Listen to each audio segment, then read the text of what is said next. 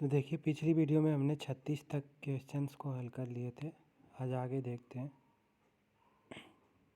तो अगला करा है कि 37 नंबर, निम्नलिखित में से कौन सा गुणधर्म धातु का यांत्रिक गुण है। तो देखिए, धातु के दो गुण के बारे में हमें जानना यहाँ पे ज़्यादा ज़रूरी होता है। या हमें कहें कि यहाँ पे जानना हमारे लिए लाभकारी है कि हम उसका उपयोग, अगर वो गुण पता नहीं है तो हम उसका उपयोग सही प्रकार से नहीं कर पाएंगे।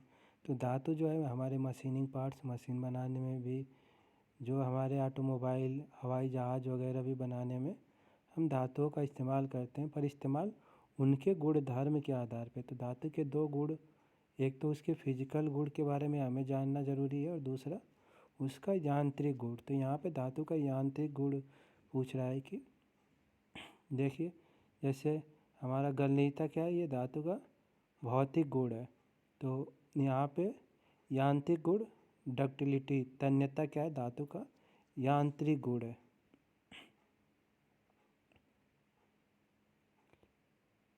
तो 37 नंबर कह रहा है कि कौन सा गुण धर्म धातु का यांत्रिक गुण है। तो तन्यता, तन्यता का मतलब इस गुण के कारण ही धातु को हम तार के रूप में बना पाते हैं। 38 नंबर देखिए, कह रहा है कि विच इज ब्रिटल मेटल। कह रहा है कि इसमें से भंगुर धातु कौन सी है। तो भंगुर धातु, कास्ट आयरन क्या है, हमारा भंगुर धातु है, क्योंकि चोट मारने पे ये क्या होता है, बिखर जाता है, इसलिए इसको भंगुर धातु बोलते हैं।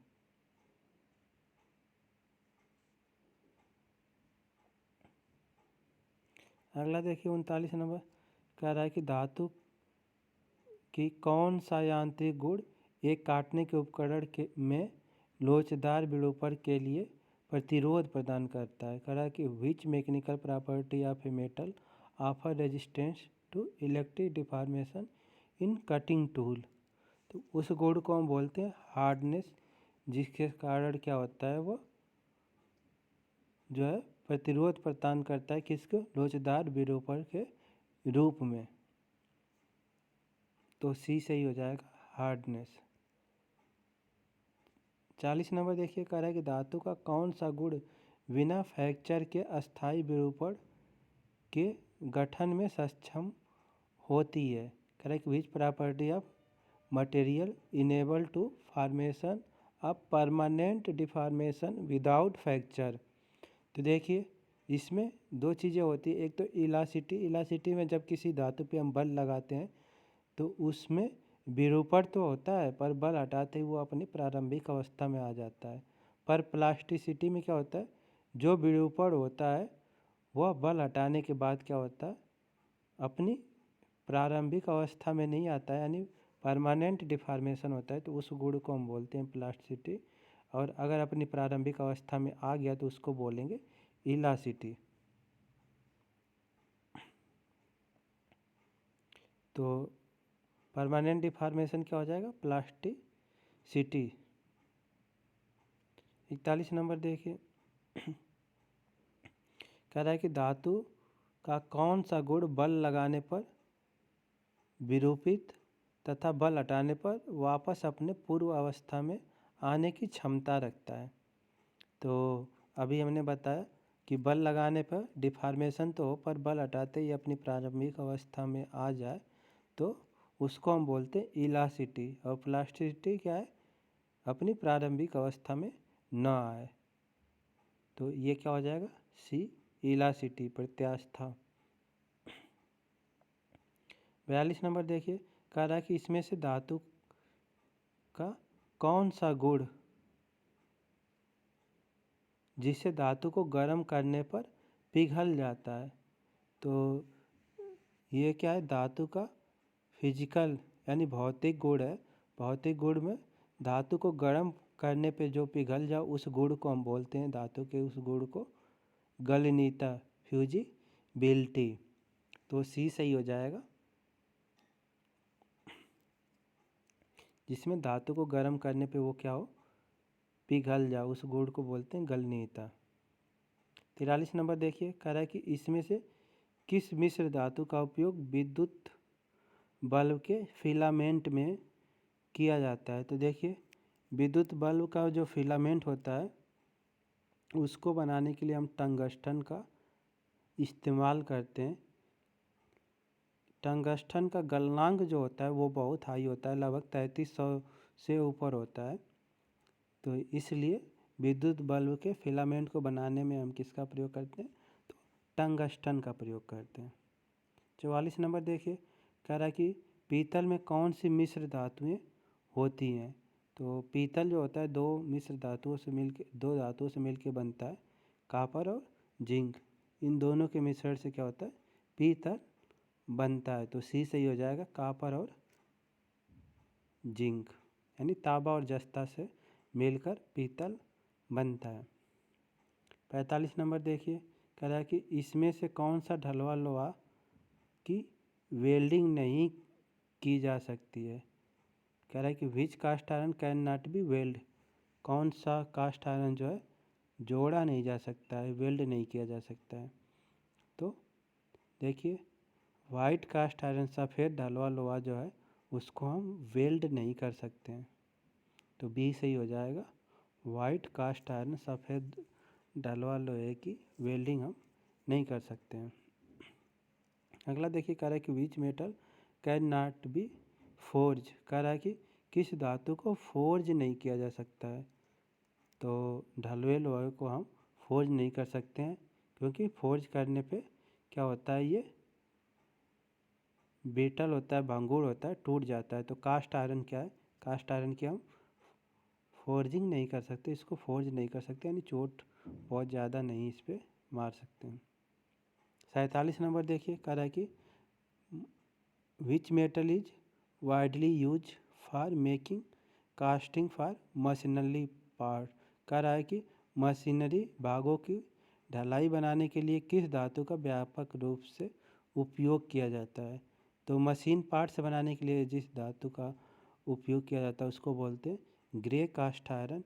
क्यों इसका? क्योंकि कास्ट आयरन में क्या होता है, वाइब्रेशन को एब्जॉर्ब करने की क्षमता होती है, इसलिए जो हमारे मशीनिंग पार्ट्स हैं उनके बॉडी वगैरह और बहुत सारे पार्ट्स बनाने में हम ग्रे कास्ट आयरन का प्रयोग करते हैं। 48 नंबर देखिए, कह रहा है कि which furnace is use to get pig iron from iron ore. कह रहा है कि लौह अयस्क से पिग आयरन बनाने के लिए किस भट्टी का उपयोग किया जाता है? तो आयरन ओर से पिग आयरन बनाने के लिए हम जो भट्टी यूज करते हैं उसको बोलते हैं ब्लास्ट फर्नेस। 49 नंबर देखिए, कह रहा है कि ढलवा लोहा बनाने के लिए किस भट्टी का उपयोग किया जाता है?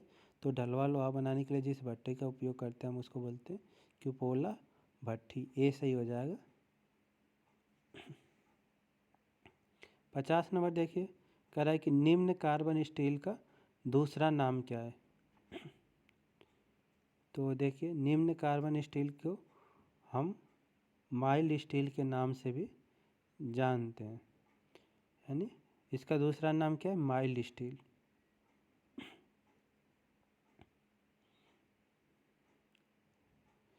अब 51 नंबर देखिए, कह रहा है कि मीडियम कार्बन स्टील में कार्बन कितना प्रतिशत होता है? तो देखिए मीडियम कार्बन स्टील जो होता है वो 3 तरीके की हम यहाँ पे देखेंगे।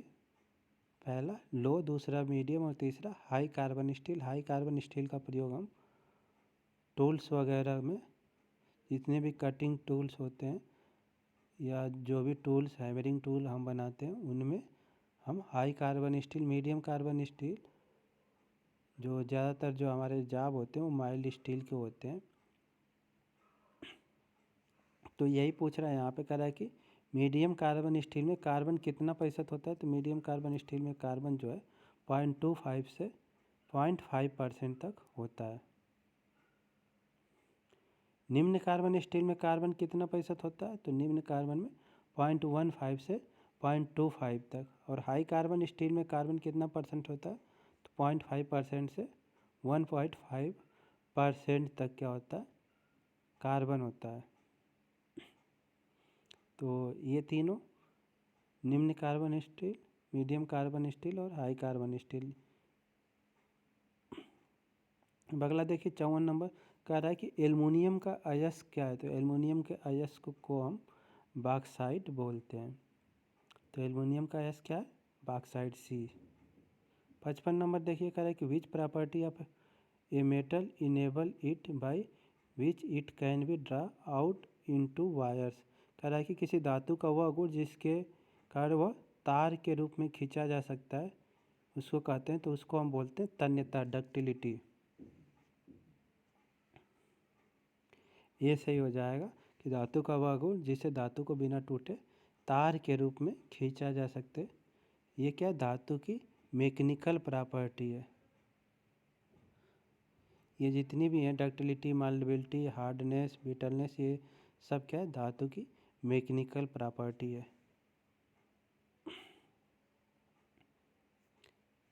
56 नंबर का है कि निम्नलिखित में से कौन एक कुचालक है। तो देखिए कुचालक और सुचालक और एक होता है अर्धचालक। तो कुचालक में क्या होता है, विद्युत धारा का प्रवाह नहीं होता है। सुचालक में विद्युत धारा आसानी से प्रवाहित हो जाती है और अर्धचालक में कुछ इम्प्योरिटी मिला के हम उसकी जो है चालकता को क्या कर सकते हैं, घटा बढ़ा सकते हैं। तो इसमें क्या कर रहा है कि निम्नलिखित में से कौन एक कुचालक है। तो देखिए कॉपर, एल्युमिनियम, सिल्वर तीनों क्या है विद्युत के चालक हैं, हम कहेंगे कि सुचालक है। और माइका क्या है विद्युत का चालक नहीं है, तो यही क्या है कुचालक है, माइका डी।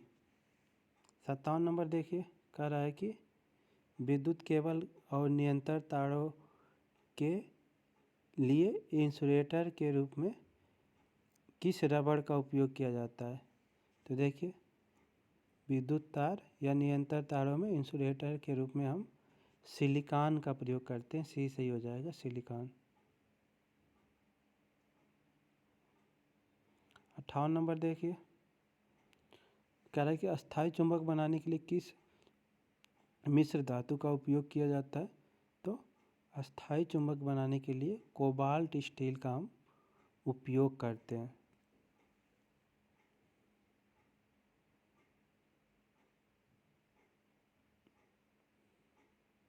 59 नंबर देखिए कह रहा है कि which insulator is use in cover head line. कह रहा है कि इसमें से किस कुचालक का उपयोग ओवर हेड लाइनों में किया जाता है। तो ओवर हेड लाइनों में हम पोर्सियन का उपयोग करते हैं। डी सही हो जाएगा, पोर्सिलेन। 60 नंबर देखिए कह रहा है कि स्विच बनाने के लिए किस कुचालक सामग्री का उपयोग किया जाता है। तो जो हमारे स्विच होते हैं उसको बनाने के लिए हम बेकेलाइट का उपयोग करते हैं। सी सही हो जाएगा। 61 नंबर देखिए कह रहा है कि प्रतिरोधक का वह गुण क्या है जो उच्च वोल्टेज के आने पर टूट जाना चाहिए या पंचर हो जाना चाहिए। तो इस गुण को हम क्या बोलते हैं, डाई इलेक्ट्रिक स्ट्रेंथ, परावैद्युत बोलते हैं। इस गुण के कारण ये क्या होता है, जब कोई वोल्टेज हाई आता है तो ये पिघल के टूट जाता है।